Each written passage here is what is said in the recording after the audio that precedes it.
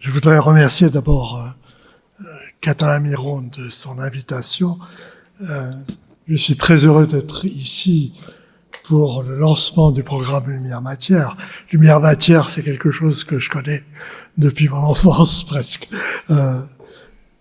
J'ai prévu de vous parler un petit peu du passé et de l'avenir de l'autoscience. Voilà. Alors ça commence en 2001. C'est deux publications presque simultanées.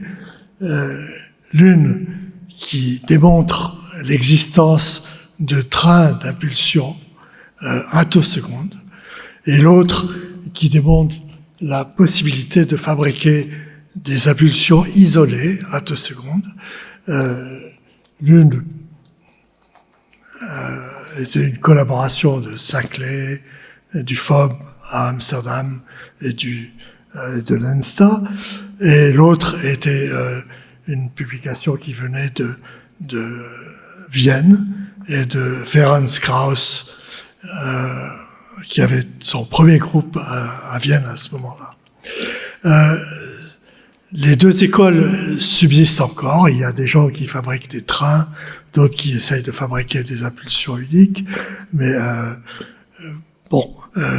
en 2024, il y a encore ces deux possibilités. Alors, je vais vous parler, le message que je voudrais faire passer, il va s'éclaircir au fur et à mesure, mais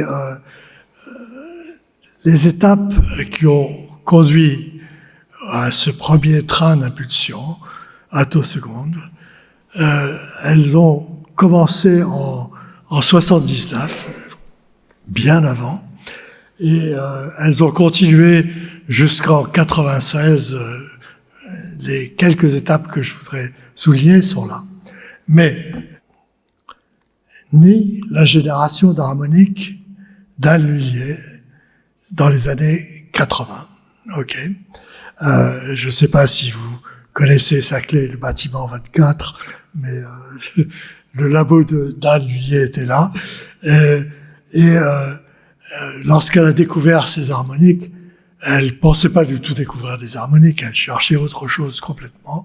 Et le spectre des harmoniques, vous en avez un exemple là, c'est une curiosité qui est pas encore complètement comprise, même à l'heure actuelle.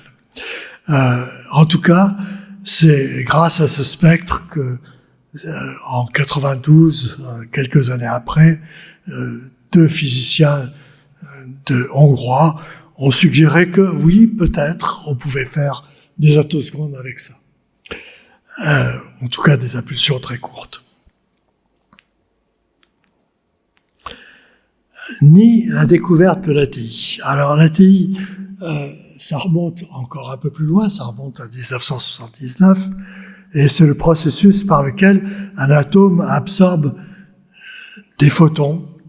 À ce moment-là, c'était multiphotons, pour être ionisé, donc il absorbe un certain nombre de photons, mais il peut absorber un peu plus de photons que nécessaire à cette ionisation.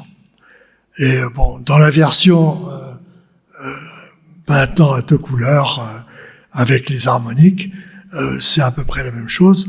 L'électron absorbe un peu plus de photons, absorbe plus de photons que nécessaire pour être ionisé.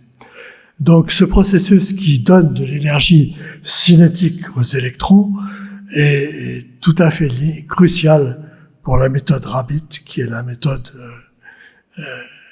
qui a été récompensée par le prix Nobel, pour caractériser les attosecondes. Ni même l'interférence à trois couleurs, qui était là, le processus qui nous a guidés pour l'expérience qu'on a faite. Et dans ce processus, vous avez un atome, il est éclairé par deux harmoniques consécutives, et aussi par le laser qui a généré ces harmoniques. Donc, en plus des deux pics correspondant aux deux harmoniques, dans le spectre des électrons, apparaît un troisième pic, qui est le sideband.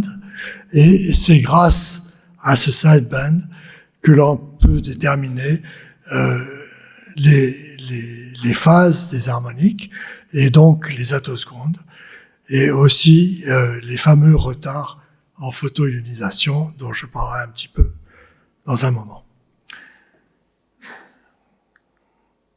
Alors, aucune de ces étapes, clairement, n'avait les attosecondes en vue. Aucune des trois.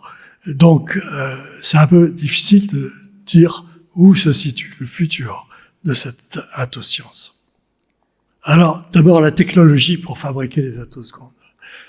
La génération d'harmoniques, il y a 40 ans, le premier article d'Anne Mullier portait ce schéma qui montre comment faire des harmoniques. Bon, c'est un faisceau laser qui est focalisé sur un gaz d'électrons, et c'est à peu près tout.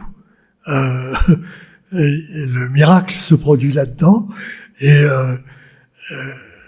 bon, à l'époque, le laser était simplement un laser picoseconde, mais avec assez peu d'énergie, ce qui veut dire que il fallait focaliser assez dur pour avoir l'énergie nécessaire aux harmoniques.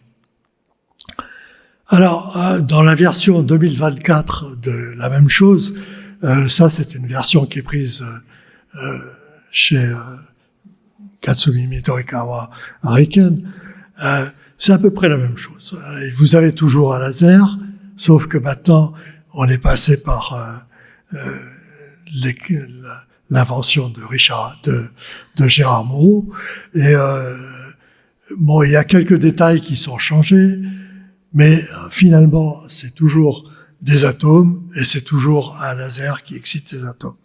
Sauf que dans ce cas-là, l'énergie est beaucoup plus grande et on peut produire des attosecondes avec beaucoup plus d'énergie.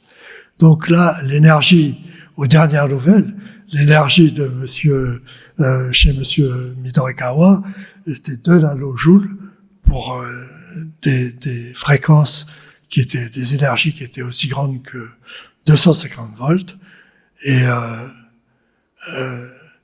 donc pour des impulsions qui étaient 100 attosecondes, pardon, ça faisait des puissances qui étaient de l'ordre de 20 mégawatts.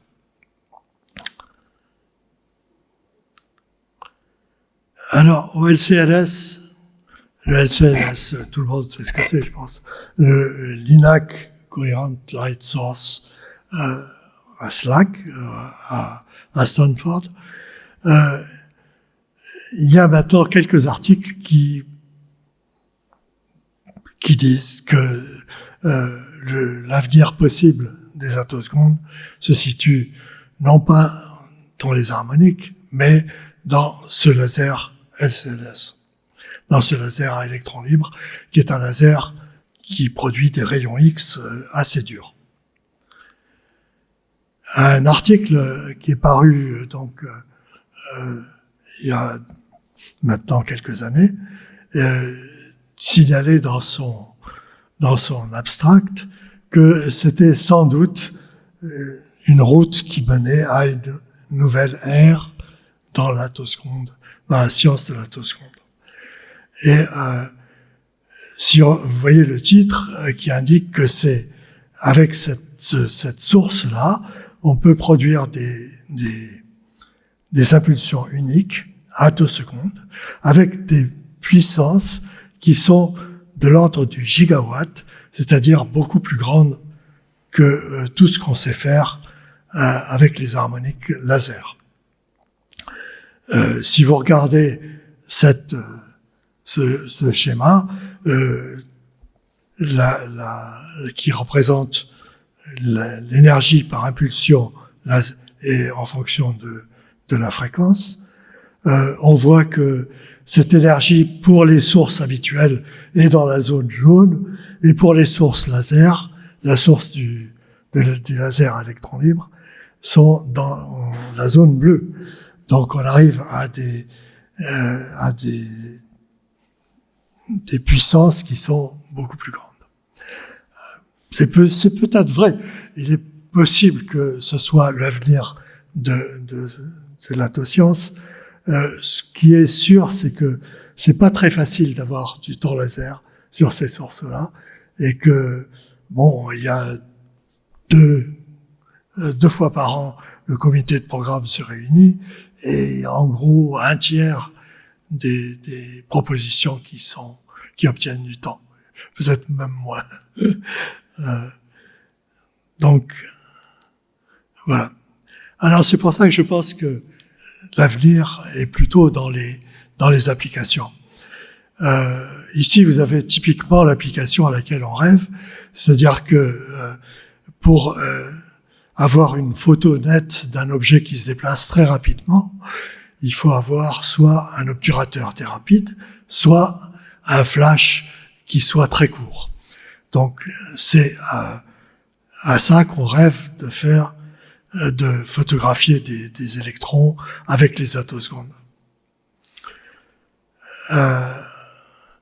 Alors, le retard à la photoionisation, bon, c'est une sorte de offspring de la méthode de Weinyard et compagnie, qui nous a servi à faire l'expérience, et avec laquelle on peut mesurer les temps de retard à la photoionisation, c'est-à-dire le retard qu'il y a entre, disons, le maximum du laser ou de l'impulsion attoseconde et le moment où l'électron sort de l'atome et il est effectivement libéré.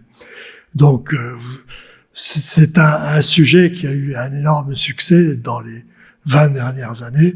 Il y a des dizaines de publications là-dessus. Vous avez un exemple ici. Et ce que je voulais montrer ici, c'est juste que c'est une méthode qui permet de mesurer des temps qui sont de l'ordre de 10 ou 100 attosecondes. Donc c'est la première fois que des temps aussi courts sont mesurés dans une expérience. Alors, dès 2005, il y a eu un article qui est célèbre maintenant dans la communauté de CERT-EPROM, et cet article indique comment,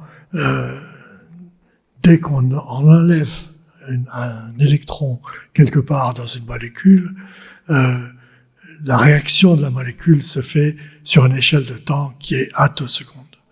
Donc, si on veut mesurer ça, il faut avoir des impulsions attosecondes, des impulsions extrêmement courtes.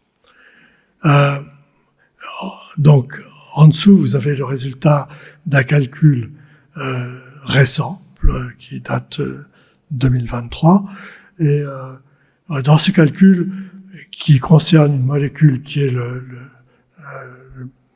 bromaldéhyde, on voit que au début, on extrait un électron quelque part dans la molécule et que la charge positive qu'on a ainsi créée se répartit plus ou moins dans la molécule et finit de l'autre côté de la molécule en un temps qui est de l'ordre de la femtoseconde. Donc, si on veut avoir dans une expérience cette mesure, il faut des attosecondes. Je vais finir peut-être avec cette proposition de Ferenc Krauss, qui a trouvé une méthode de spectroscopie qui n'est pas réellement une application des attosecondes, mais ça découle de l'ultrafast et de toute la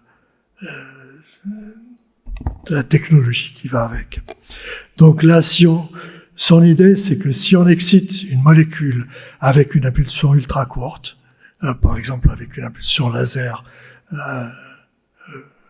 de quelques cycles, 1 ou 2 cycles, cette molécule va émettre un champ électrique qui est caractéristique de la molécule. Et donc, à partir de là, le groupe de Ferenc Krauss a découvert qu'on pouvait appliquer cette technique à la détection précoce des cancers.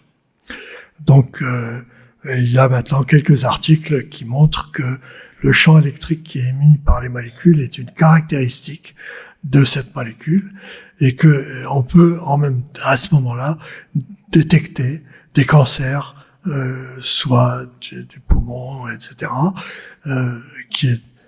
C'est une application tout à fait originale et qui est tout à fait excitante pour le côté social des attosecondes.